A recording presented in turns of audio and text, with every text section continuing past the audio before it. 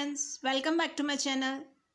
Friends, आज मैं आप लोग के लिए 11th का फिर से एक नया टॉपिक लेकर आई हूँ, रासायनिक संयोग के नियम। रासायनिक संयोग के नियम क्या है? रासायनिक संयोग के नियम आइए समझते हैं।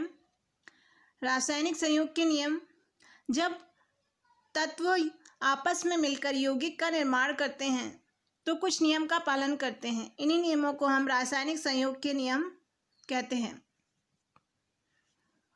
ये कुल 5 नियम दिए गए हैं। द्रव्य संरक्षण का नियम, स्थिर अनुपात का नियम, गुणित अनुपात का नियम, गैलुशेक का नियम और आवोगाड्रो का नियम। इसमें एक एक करके हम समझते हैं। पहला नियम, द्रव्य संरक्षण का नियम। इसके अनुसार द्रव्य को ना तो उत्पन्न किया जा सकता है और ना ही नष्ट किया जा सकता है। यह नियम सर्वप्रथम लेवाजिए ने 1789 में दिया। इस नियम के अनुसार किसी भी भौतिक रासायनिक परिवर्तन में द्रव्यमान हमेशा अपरिवर्तित रहता है। यानी भाग लेने वाले पदार्थ, किसी भी रासायनिक अभिक्रिया में भाग लेने वाले पदार्थ और बनने वाले पदार्थ, उनकी मात्राओं का योग हमेशा इक्वल रहता है। आइए एक इक्वेशन से समझते हैं। यहाँ देखिए, ये मीथेन और ऑक्सीजन आपस में क्रिया करके CO2 और जल बना रहे हैं। यहाँ पे कार्बन और यहाँ पे कार्बन, दोनों जगह पर कार्बन की मात्रा समान है।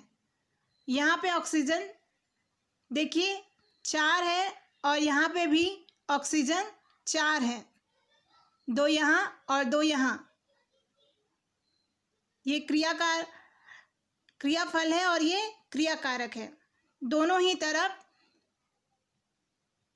मात्राओं का योग समान है, यानी द्रव्यमानों का योग कैसा है? समान है, अपरिवर्तित है। दूसरा नियम है स्थिर अनुपात का नियम। ये नियम जोसेफ प्राउट ने दिया। इस नियम अनुसार किसी भी यौगिक में तत्वों के द्रव्यमानों का अनुपात सदैव समान होता है। प्राउट ने क्यूप्रिक कार्बोनेट के 2 नमूने लिए, एक प्राकृतिक नमूना और एक संश्लेषित नमूना। दोनों नमूनों का संगठन उन्होंने देखा कि दोनों का समान संगठन था। प्राकृतिक रूप में भी कॉपर का अनुपात और कार्बन और ऑक्सीजन तीनों का अनुपात समान था। इसे उन्होंने निश्चित संगठन का नियम भी कहा। इस नियम का सबसे अच्छा एग्जाम्पल आप H2O ले सकते हैं, यानी जल। जल आप चाहे प्राकृतिक स्रोत से प्राकृतिक स्रोत से प्राप्त करें या फिर प्रयोगशाला में बनाएं, दोनों में ही 1:8 में इसका संगठन पाया जाता है। यानी इसका द्रव्यमान सदैव 1:8 में ही होगा। तीसरा नियम है गुणित अनुपात का नियम। यह नियम जॉर्ज डाल्टन ने 1803 में दिया। इस नियम अनुसार जब 2 तत्व आपस में संयुक्त होकर 2 या 2 से अधिक यौगिक बनाते हैं तो एक तत्व की समान मात्राएं दूसरे तत्व की भिन्न भिन्न मात्रा के साथ संयोग करती है तो सरल गुणित अनुपात में होती हैं। देखिए, यहाँ पे हाइड्रोजन की समान मात्राएं, यहाँ ऑक्सीजन की भिन्न भिन्न मात्राएं हैं। यहाँ हाइड्रोजन का परमाणु भार 2 है और यहाँ ऑक्सीजन का परमाणु भार 16 है।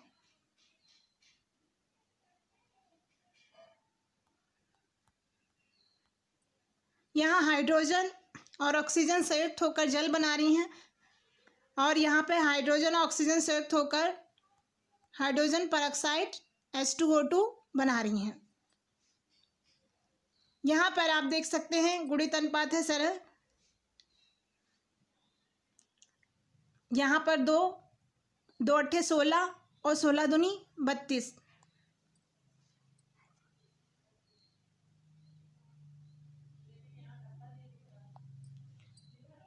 चौथा नियम है गैलुशेक का नियम।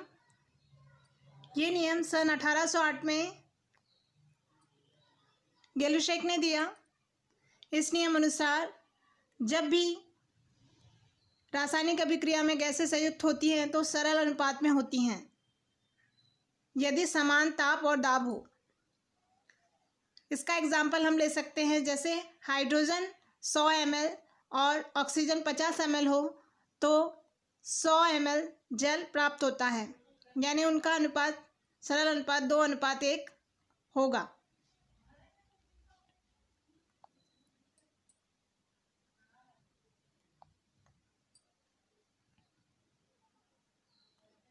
इस नियम को आगे और एवोगाड्रो ने समझाया।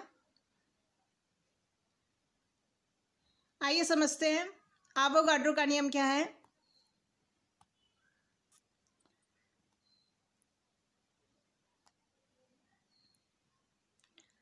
एवोगाड्रो ने बताया कि समान ताप और दाब पर गैसों